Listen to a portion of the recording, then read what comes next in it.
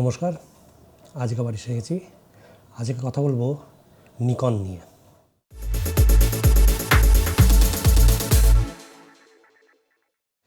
খুব রিসেন্টলি গত 7 March 2024 Nikon একটা অ্যানাউন্সমেন্ট করে। সেটা হচ্ছে এইটা: Nikon to acquire US cinema camera manufacturer red.com LLC। এই red.com বা রেড ক্যামেরা এরা হচ্ছে গিয়ে কারা? এরা কিন্তু ওয়ার্ল্ডের top most cinema line camera তৈরি করে, যেগুলো আর কি ওয়ার্ল্ডের লিডিং প্রোডাকশন হাউস যারা আছে তারা এই ক্যামেরাগুলো ইউজ করে এবং আমরা খুব বিখ্যাত নানান টাইপের সিনেমা আমরা দেখতে পাই। এই রেড ক্যামেরার খুব রিসেন্ট একটা পপুলার ক্যামেরা হচ্ছে,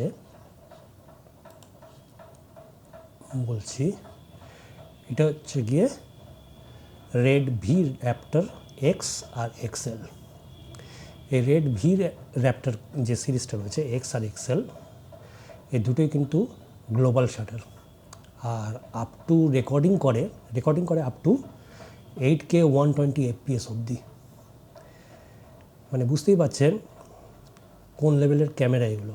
তবে এগুলো কিন্তু সত্যিকারে বলতে গেলে আমাদের মতন ছোটোখাটো চুনোপুটিদের হাতের নাগালের বাইরে। এমনকি বড় বড় প্রোডাকশন হাউসও কী করে, এসব ক্যামেরাগুলো রেন্টে নেয় তাদের মানে সিনেমা তৈরির জন্য, তারপরে হয়ে গেলে সেটা আবার দিয়ে দেয়। এগুলো মেনলি আর কি রেন্টে নেওয়ার জন্য ক্যামেরা। কেউ এগুলো পার্সোনালি কিনবে সেটা মানে ভাবাই ভুল।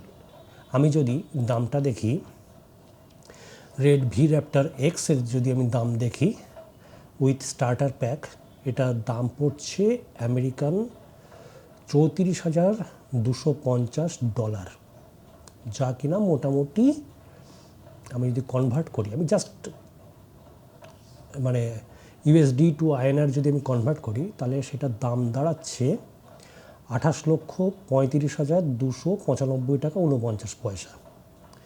মানে বুঝতে পারছেন আমাদের মতন লোকেদের নাগালের বাইরে। এগুলো নিয়ে আমরা ভাবিও না।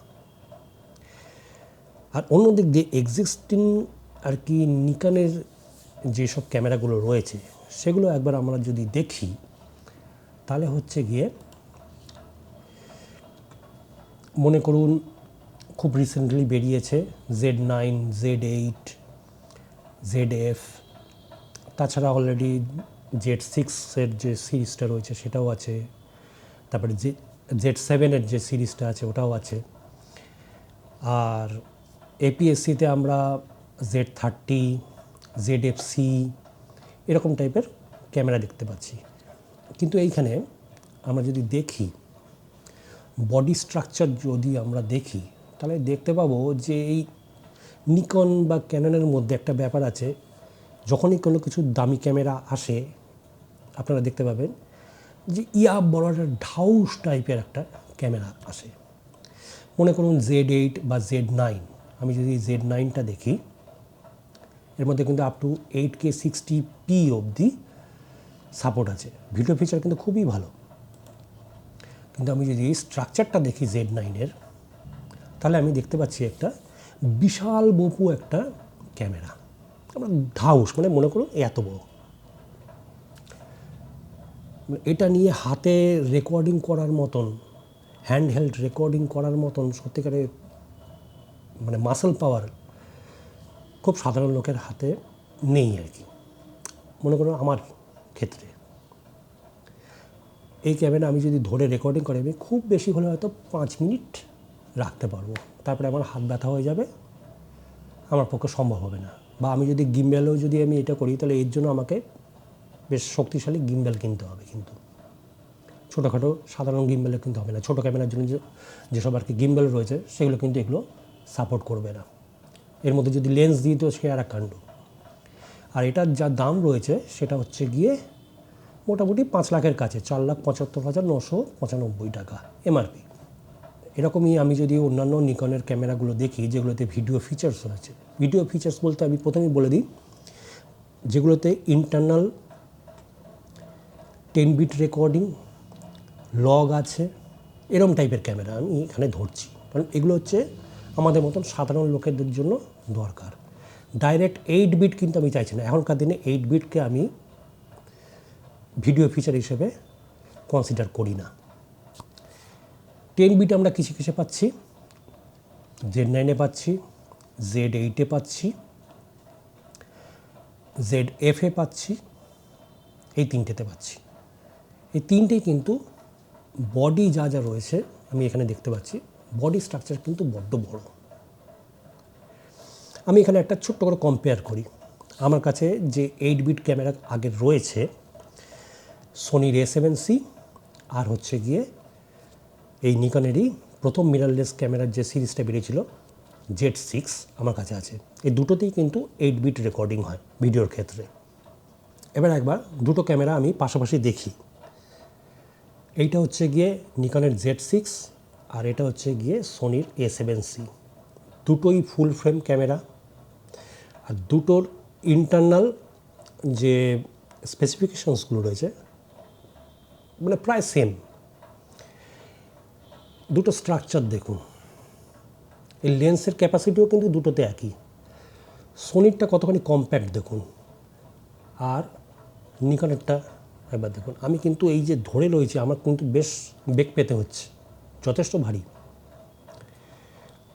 এইটার মধ্যে আমি কিন্তু আরও একটা এক্সট্রা ফিচার পাচ্ছি, সেটা হচ্ছে এটার মধ্যে ইন্টারনালি সোনির লগের রেকর্ডিং করা যায়, যেটা কিন্তু এইখানে করা যায় না। এটাতে যদি লগে আমি রেকর্ডিং করতে চাই তাহলে আমাকে এক্সটার্নালি রেকর্ডিং করতে হবে, মানে HDMI থেকে নিয়ে কোনো এক্সটার্নাল রেকর্ডারে আমাকে রেকর্ডিং করতে হবে যদি আমি লগে পেতে চাই। এটার মধ্যে অবশ্য এক্সটার্নালি আমি 10 বিট রেকর্ডিংও পাবো, কিন্তু সেই একই ব্যাপার, আমার ওয়েট বেড়ে যাবে।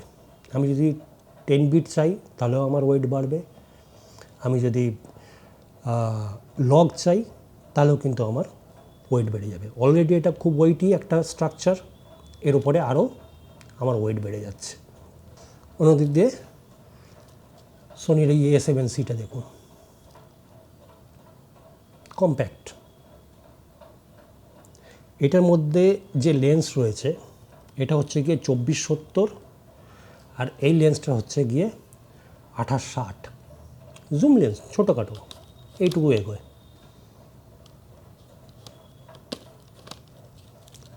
আর এইটা আরও এক্সটেন্ড করে, একই জিনিস কিন্তু আরও অনেকখানি এক্সটেন্ড হয়ে আমার কিন্তু জায়গা খেয়ে নিচ্ছে। গিম্বালে এটা কিন্তু খুব সুন্দর কাজ করে, ছোটোখাটো গিম্বালে। এই জিনিসগুলো আর কি নিকনকে ভাবতে হবে। ভিডিও ফিচার্স, ছোট ক্যামেরার মধ্যে ভিডিও ফিচার্স আনতে হবে। রেড অ্যাকোয়ার করেছে, রেডের থেকে আমি মনে করি নিকন এবারে টেকনোলজিগুলো পাবে, আরও ভালো ভিডিও ফিচার্স পাবে, কিন্তু সেগুলোকে স্মল ফ্যাক্টর ক্যামেরার মধ্যে আনতে হবে। ঢাউস টাইপের ক্যামেরা করে কিন্তু অন্ততপক্ষে আমাদের মতন সাধারণ যারা চুনোপুটি আর কি, আমাদের কাছে এগুলো কিন্তু খুবই মানে ওজনদার এবং খুব দামি হয়ে যাচ্ছে। আমি এখানে আরেকটা জিনিসও দেখাবো, সোনির সিনেমা লাইন ক্যামেরা। নিকনের কিন্তু একদম পিওর সিনেমা লাইন কোনো ক্যামেরা নেই। আশা করছি রেডকে অ্যাকোয়ার করার পরে আসবে। প্রথমে একবার দেখে নিই, চোখ বুলি নিই সিনেমা লাইন ক্যামেরাগুলোর মধ্যে। আমাদের মতন যারা আর কি ছোটোখাটো যারা আর কি ডকুমেন্টারি ফিল্ম তৈরি করে বা মনে করুন কোনো অনুষ্ঠান আর কি কভার করছে, এদের কাছে কিন্তু এইসব ছোটো ক্যামেরাগুলো কিন্তু খুব দরকারি হয়ে পড়ে। এখানে প্রথমেই দেখি FX3 একটু দামি যেহেতু ওটা ফুল ফ্রেম। আমি যদি FX30টা দেখি তাহলে এটার দাম পড়ছে, এটা কিন্তু APS-C sensor, 10 bit 422 internal recording, external recording up to 16 bit raw video support করে। খুব ছোট্ট ক্যামেরা, এর মধ্যে ইনবিল্ট ফ্যানও আছে, সেই জন্য কিন্তু ওভারহিটিংয়ের কোনো চান্স নেই। আর দামটা একবার দেখুন, এটার দাম হচ্ছে গিয়ে, যদি আমি মাইক্রোফোন ইউনিটটা সাথে নিয়ে কিনি তাহলে উইদিন 2 লাখসের মধ্যে আমার এই ক্যামেরাটা চলে আসছে। আর উইদাউট যদি মাইক্রোফোন নিই, মানে এক্সটার্নাল মাইক্রোফোন যেটা, সেটা হচ্ছে গিয়ে 1,80,000 পড়ছে, এমআরপি 1,80,000। তার মানে কিন্তু আমি যদি দোকানে যাই তার থেকে আরও মনে করুন 20,000 টাকা কম পড়বে আমার। এই রকম টাইপের ক্যামেরা কিন্তু নিকনের সিনেমা লাইন বলবো না, এখন পর্যন্ত সিনেমা লাইন নিকনের তৈরি হয়নি। নিকনের কোনো ক্যামেরা লাইন আপে কিন্তু এরকম কোনো ক্যামেরা নেই। ক্যাননের আছে, সোনির আছে, এই দুটো কোম্পানির কিন্তু আলাদা করে সিনেমা লাইন আছে। ক্যাননেরও কিন্তু সিনেমা লাইনগুলো কিন্তু প্রচণ্ড বড় বড় এবং বেশ দামি।